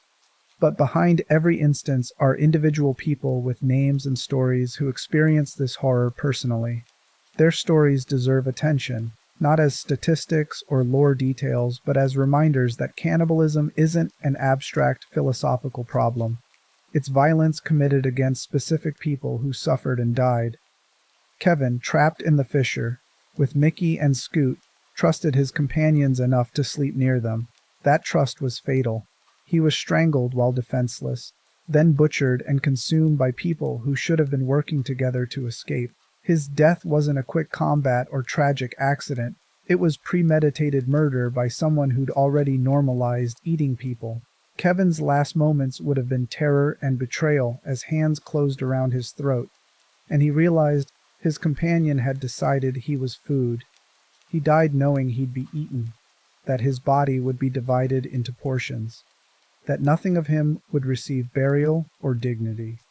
The families in Andale's basements, the bones piled in corners, the remains stored in freezers, represent decades of travelers who made the fatal mistake of accepting the town's hospitality. How many of them noticed something off about Andale before it was too late? How many realized they were in danger when knives came out, when the smiling faces turned predatory, when they understood that the meat they'd been served earlier wasn't Brahmin? How many died trying to escape, running through those neat suburban streets, while the families who lived there hunted them like game? Ted Gunderson, if you enable Mortimer's plan in New Vegas, dies because he was convenient. His murder isn't personal. Mortimer doesn't hate him, doesn't know him, sees him purely as an ingredient that serves a purpose. Ted's wealth and status meant nothing. His rancher father's resources couldn't protect him. He was just in the wrong place, useful for the wrong reasons. And he died so that Mortimer could prove a philosophical point about taboos being arbitrary. If you rescue him, Ted returns to his family, traumatized but alive. If you don't, he becomes cuisine served to people who complement the preparation. The victims whose bodies hang in the pack's territory at Nuka World suffered death as entertainment. They were captured, possibly forced to fight in the amphitheater for raider amusement, then killed and butchered while raiders cheered. Their deaths weren't quick or private. They were public spectacles, moments of collective entertainment where one person's agony became everyone else's fun. And after the entertainment value was exhausted, their flesh became meals served in the pack's camps, consumed casually while raiders discussed strategy or territory, or whatever mundane concerns occupy people who've normalized eating their enemies. The slaves in the pit who resort to cannibalism face a different tragedy. They're not murdered for meat, but driven to consume the already dead because they're starving in a system designed to extract maximum labor while providing minimum sustenance. Each time a slave makes that choice, they lose another piece of themselves. The first time is probably the hardest. The moment when you cross the boundary you swore you'd never cross. The second time is easier because you've already done it once, and surviving matters more than maintaining principles you can no longer afford. By the 10th time, it barely registers. It's just what you do to survive another day, another week, another month in the mills. Each of these victims had history before they died. They had families, fears, dreams, preferences in food and music and company. They had inside jokes with friends and complicated relationships with parents and small daily rituals that made them who they were. And then they became meat, reduced to component parts, their personhood erased by someone else's hunger or greed or ideology. Their stories ended with their consumption, their memories preserved only by people who loved them, and probably never learned what actually happened. The true horror of cannibalism in Fallout isn't the act itself. It's the transformation of person into thing, subject into object, someone into something. Every instance represents failure to recognize personhood, failure to extend moral consideration across whatever boundary the cannibal has drawn.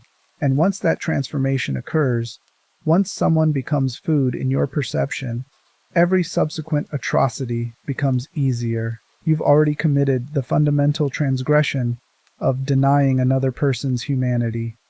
Everything after that is just details. What the cannibalism reveals, Fallout's diagnosis of humanity. After tracing cannibalism through every game, every region, every social context, the series presents patterns emerge that reveal what Fallout understands about humanity and how we respond when civilization collapses. First, cannibalism is never the first choice, but it's rarely the last. No one in Fallout wakes up deciding to try eating people. It emerges through progression. Resource scarcity leads to desperation, leads to rationales, leads to the first transgression, leads to normalization. But it's also not an absolute last resort. People choose cannibalism before they've exhausted every alternative, before they've reached the point where death is truly imminent. It appears when it becomes easier or more profitable than the legitimate alternatives, when the social constraints preventing it weaken enough that individuals or groups can rationalize the choice. Second, cannibalism isolates. Every cannibal individual and community in Fallout ends up separated from larger society, unable to participate in normal trade or social relations because other communities won't tolerate the practice. Andale maintains its secret, but remains isolated, unable to integrate with neighboring settlements. The Gourmands fragment and die out.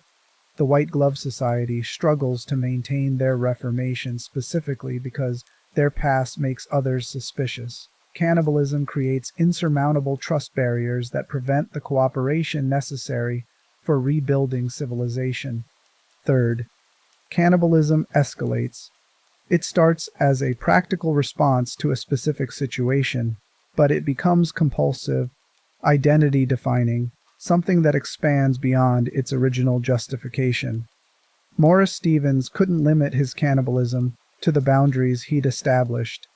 Andale taught its children that eating outsiders was normal. The pack made consumption into entertainment. Once the taboo breaks, once the practice begins, it spreads and intensifies. The psychology of transgression creates momentum toward greater and more normalized violence.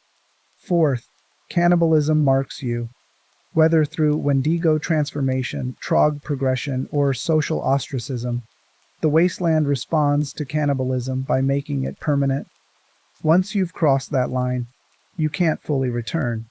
The White Glove Society's desperate attempt to reform demonstrates this. Even when they abandon the practice, their past haunts them, threatens to drag them back. Cannibalism isn't a temporary survival strategy you can adopt and discard.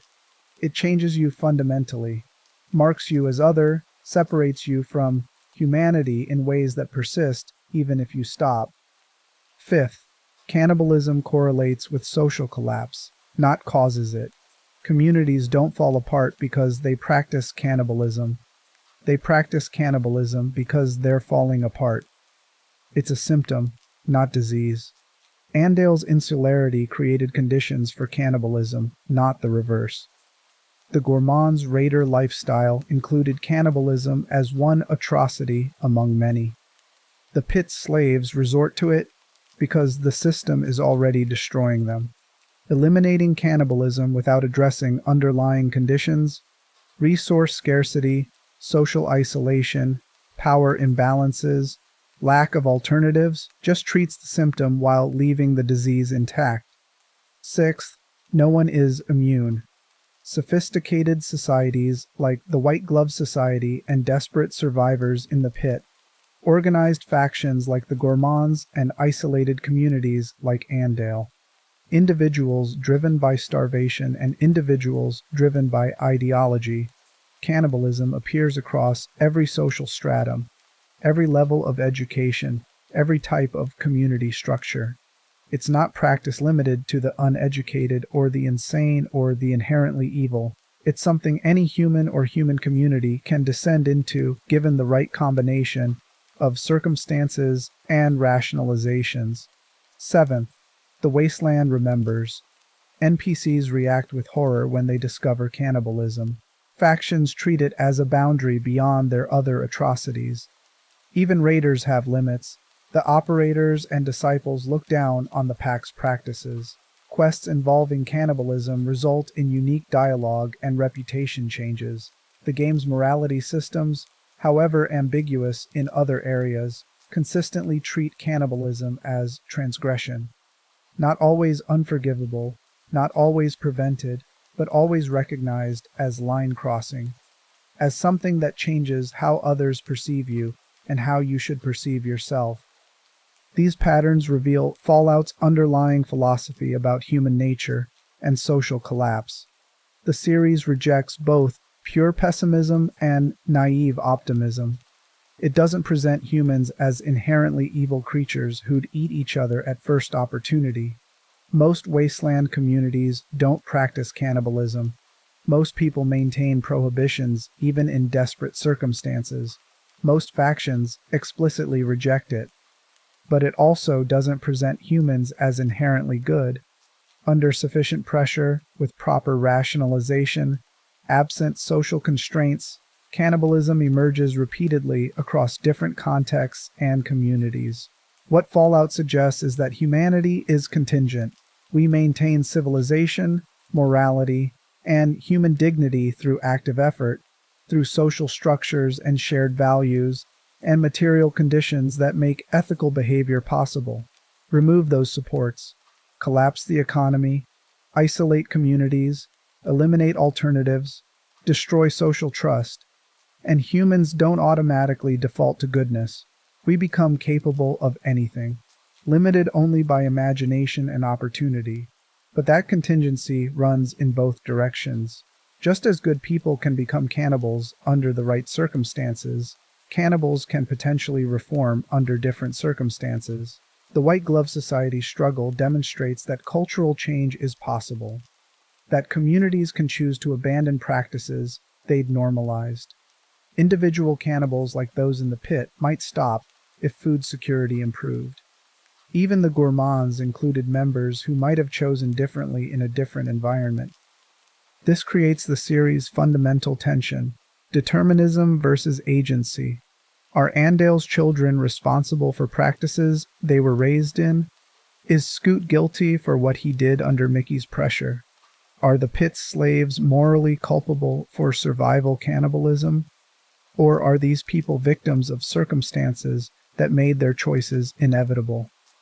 Fallout refuses to answer definitively, presenting scenarios where both interpretations have validity, where responsibility is distributed across individual choices and systemic conditions, where guilt and victimhood coexist. The player character's choices matter in this framework. When you discover Andale, the game gives you agency. Expose them, kill them, or walk away. Your choice doesn't change Andale's past, but affects its future and affects what you become through your decision. When you encounter the White Glove Society's plot, you can prevent it, enable it, or compromise. Each option creates different consequences, different moral weights you carry forward. The game makes you a participant in the wasteland's moral landscape rather than just an observer, forcing you to answer the questions it poses through your actions rather than dialogue choices. This interactive element transforms cannibalism from lore detail into a moral test. It's one thing to read about fictional cannibals. It's different to encounter them in game world where you have power and choices. Do you kill Andale's children to prevent them from becoming the next generation of cannibals, making you a child killer? Do you let them live, making you complicit in their future victims' deaths? Do you help Mortimer with fake meat, becoming accessory to his scheme even though you prevented actual murder? Do you enable him completely, becoming a murderer yourself through your assistance? The game doesn't tell you the right answers because there aren't clean right answers. There are choices with different consequences, different distributions of harm and benefit, different moral frameworks that justify different actions. A utilitarian might kill Andale's children to prevent greater future harm. A deontologist might refuse to kill children regardless of the consequences. A virtue ethicist might focus on what kind of person they want to become through their choices. The game accommodates all these approaches while refusing to endorse any of them exclusively. This moral complexity is what elevates Fallout's cannibalism beyond shock value or transgression for its own sake. The series uses cannibalism as a lens for examining how humans respond to social collapse, how communities construct and maintain or abandon moral boundaries, how material conditions shape ethical possibilities, and how individual choices matter even within constraining circumstances. The question we can't escape, would you? As we approach the conclusion of this examination, the question that's been lurking beneath every example finally demands direct confrontation. If you were in the wasteland, If you faced the situations these characters and communities faced, would you cross that line? It's easy to say no from comfort and security. But imagine the actual scenarios. You're trapped like Kevin, Mickey, and Scoot, slowly starving with no rescue coming. Your companion has killed someone and is offering you the meat. You're hungry enough that your body is consuming itself, that every moment is pain, that you're not thinking clearly anymore. The meat is there. It won't bring the person back to refuse it. Eating it might give you strength to escape. Would you really choose death over survival when survival requires one terrible choice? Or you're raised in Andale, taught from childhood that protecting your family means eliminating outsiders, that the meat in your meals is normal and good. You've never known anything else. Everyone you trust, parents, neighbors, friends, participates in and endorses these practices. You're not a monster, just a person socialized into monstrous system. At what point does resistance even become conceivable when you don't have an alternative framework for understanding morality, or you're offered the White Glove Society's exclusive meal prepared by master chefs, presented as the ultimate culinary experience? You don't know what it is when you eat it. Only afterward do they reveal the truth. You've already done it. You enjoyed it. Does knowledge change what happened? Are you guilty of cannibalism when you didn't choose it knowingly? And if someone offers again, if you know what it is this time but remember how it tasted, how it made you feel sophisticated and transgressive and special, would you refuse? Or you're a soldier in the Legion and your commander points to enemy corpses and suggests a practical disposal method that would also solve supply line problems. Refusing might mark you as weak, as insufficiently committed, as someone who values personal scruples over Legion effectiveness. Your companions are willing. The dead are enemies who'd have killed you.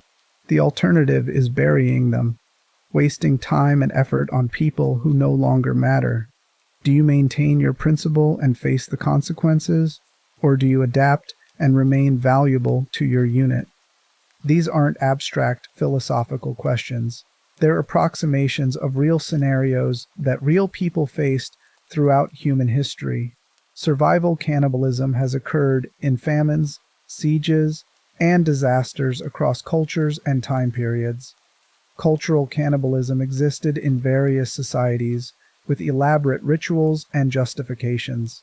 Modern war zones and collapsed states have produced reports of cannibalism when institutions failed and people were left without alternatives. The wasteland is exaggerated, but the fundamental situations it presents, resource scarcity, social collapse, ethical dilemmas with no good options, are disturbingly real. Most of us believe we'd maintain our principles. We'd find another way. We'd choose death over dishonor, starvation over cannibalism, punishment over compliance. And maybe we would. Human history provides countless examples of people who did exactly that, who maintained moral boundaries even unto death, who proved that principles can be more powerful than survival instinct. But history also provides countless examples of people who didn't, who chose survival, who rationalized the terrible choice, who discovered they were capable of things they'd believed impossible. And those people weren't inherently evil before their choices. They were normal humans placed in abnormal situations, and they responded the way most normal humans probably would, by prioritizing immediate survival over abstract morality, by finding justifications that made the unbearable bearable, by changing their values to match their choices rather than maintaining impossible standards. Fallout's genius is presenting these scenarios without requiring specific responses, letting players discover what they'd choose, what rationalizations they'd construct, what boundaries they'd maintain or abandon. And crucially, it tracks those choices, makes them matter, forces players to carry the weight of decisions rather than treating them as consequence-free gameplay mechanics. The Cannibal perk system across the games mechanizes this perfectly. Taking the perk provides gameplay benefits. You can heal by consuming corpses, gain useful effects, access unique dialogue and quest options. But taking it also marks you, changes NPC reactions, acknowledges that your character has become someone who eats people. The game doesn't prevent you from taking it. It just makes you conscious of the choice and its implications. Some players take the perk for mechanical benefits, viewing it as a useful tool in their survival arsenal. Some take it for role-playing reasons, creating characters who'd make that choice. Some take it out of curiosity, wanting to see the unique content. And some refuse it regardless of benefits, maintaining a boundary that their character won't cross even when doing so creates gameplay disadvantages. Each approach reveals something about how that player engages with the game's moral dimension. The mechanical optimizer treats it as numbers divorced from narrative meaning. The role player engages with it as character development. The completionist wants to experience everything, and the principled player treats the game world's ethics as meaningful, even though it's fictional. None of these approaches is wrong, but they create different experiences, different relationships with the game's content. What makes cannibalism specifically effective as a moral test is its universality as taboo. Different players have different ethical frameworks. Some care about faction choices, some about companion relationships, some about civilian casualties. But cannibalism is nearly a universal human taboo, one of the few practices condemned across almost all cultures and time periods. Using it as a moral boundary lets the game create scenarios where almost everyone feels the transgression's weight, where the choice carries genuine psychological impact rather than just mechanical consequences. And yet the wasteland's entire context is designed to make that taboo feel negotiable. When civilization has collapsed, when normal rules don't apply, when you're constantly making impossible choices between terrible options, why should this particular boundary remain intact? What makes cannibalism categorically different from all the other violence you've committed, all the other moral lines you've crossed? If you've killed hundreds of raiders, if you've stolen to survive, if you've lied and betrayed and sacrificed others for your goals, why is eating dead flesh the unforgivable transgression? The game doesn't provide a satisfying answer because there isn't one that's universally compelling. For some players, cannibalism remains categorically different, violation of something fundamental about human dignity and community. For others, it's just another survival strategy, no worse than other necessary evils the wasteland requires. The divergence reveals differences in moral intuitions, in what we consider essential versus contingent about ethics. This brings us to the final question. What does our engagement with fictional cannibalism reveal about us? When we play through these scenarios, when we make choices about whether to expose Andale or help Mortimer or take the cannibal perk, we're revealing our values and decision-making processes even though the stakes are fictional. Some argue that fictional choices are meaningless precisely because they're fictional, that nothing we do in games reflects real moral character because no one is actually harmed. Others argue that fictional choices reveal real moral patterns, that how we engage with ethical scenarios in safe, fictional contexts demonstrates how we think about ethics generally, what frameworks we use, what boundaries we maintain. The truth is probably somewhere between. Fictional choices aren't identical to real choices because the stakes and consequences are fundamentally different, but they're not completely divorced either. They reveal our moral intuitions, our reasoning processes, our capacity for compartmentalization or consistency. Someone who carefully maintains ethical principles in games might approach real ethical dilemmas with similar frameworks. Someone who optimizes for a mechanical benefit regardless of narrative consequences might prioritize practical results over abstract principles in other contexts. Fallout's cannibalism content tests whether we engage with games as purely mechanical systems or as meaningful, fictional worlds with simulated moral weight. And by tracking our choices, by making them matter in the game world, by refusing to let us forget what we've enabled or committed.